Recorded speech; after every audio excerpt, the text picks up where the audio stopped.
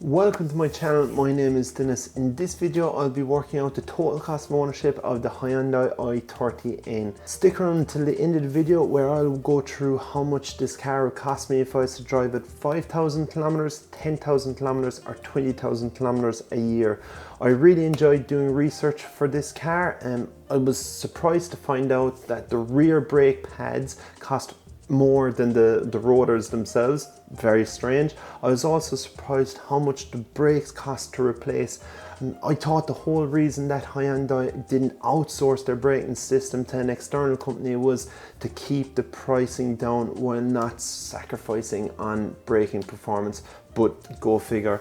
Now, before I jump onto the computer and start going over the figures, I'd greatly appreciate it if you'd subscribe to my channel. As I'm a new channel starting out, I need all the help that I can get. The more people that subscribe, the more time that I can invest in making videos like this one. I've broken this video up into chapters, so if I start getting into a bit too much nitty-gritty detail for your liking, you can jump ahead at any stage. Without further ado, let's jump onto the computer and quickly start running through the figures. Now, for those of you who are new to my channel, I'll quickly run through my spreadsheet.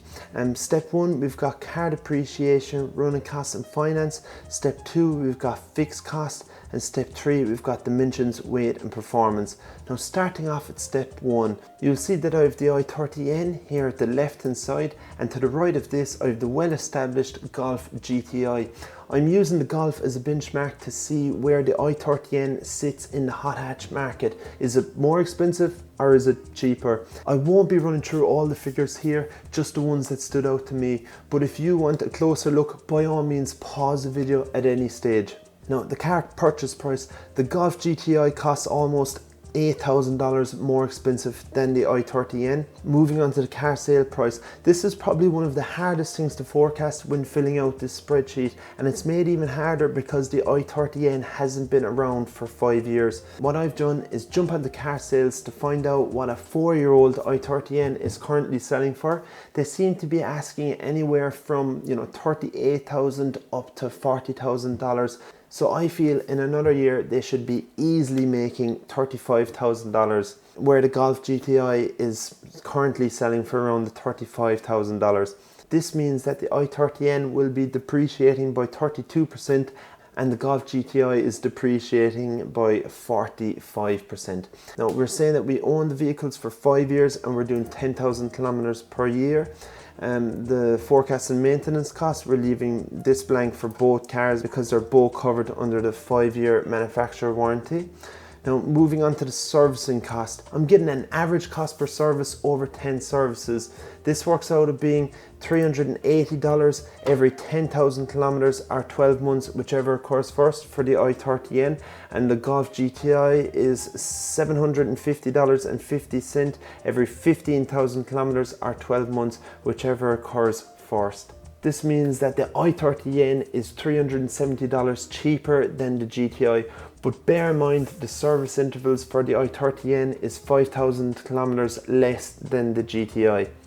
Now, moving on to the tyres and brake costs. This is where I'm worried that I might lose some of my audience by going into a bit too much nitty-gritty detail, but I find these figures fascinating. I'll run through them as fast as I can. Now, for this example, I'll be replacing the tyres and the brakes like for like, but where in reality I must admit I'd probably be installing cheaper tyres. Now, the i30N comes with Pirelli P0s, which will set you back $1,788 for a set of 4, making them $792 more expensive than the GTI. Now, moving on to the brakes, I'm allowing 1 hour labour time to install the pads and 2 hours to replace the discs. Now, Hyundai currently charge $155 per hour for labour. In this example, I'm saying that I'll be replacing the discs after 2 sets of pads for the i30N, but the service department for Volkswagen recommended replacing the pads and the discs at the same time for the Golf. At a quick glance here, it's amazing how much more expensive the i30N's tires and brakes cost over the Golf, and combined it's an extra $2,355.14 more expensive. Is this the i30N's Achilles heel that'll make it more expensive than the Golf? Let's see. Step 2, we've got fixed costs. Cost per year registration. They're both 4 cylinders, so that'll set you back $751.35. And the insurance, the i30N's is $81.19 more expensive than the GTI. Cost per month, we're leaving that blank, and one-off payments, leaving that blank. Now step 3, we've got dimensions, weight and performance. Now this step doesn't affect the cost of the vehicle, but I'll run over a few of the facts that you might find interesting. Now, by the way, the power is in kilowatts and the torque is in Newton meters. The i30N is 0.8 seconds faster 0 to 100 than the Golf GTI. It's longer, wider, lower, and it weighs 102 kilos more than the Golf GTI. Now, the moment that we've all been waiting for, the total cost of ownership over these 5 years is, drumroll, just over $42,300 for the i30N, and the Golf GTI will set you back almost $48,444. The i30N is almost $6,142 cheaper than the Golf GTI. Now, what does that work out at a week? The i30N is $162 a week and the Golf GTI is $186 a week. A saving of almost $24 a week if you buy the i30N. Now down here we've got a summary of all the costs. By all means pause the video if you'd like a closer look, but at a quick glance it's quite obvious the depreciation is where the Golf loses out the most. Now 9 times out of 10 when buying a new car, this is where your biggest expense will be. If you're finding this video interesting, please give me a like. This will help my video be recommended to other people on YouTube. Now let's say that we drive 5,000 kilometers per year.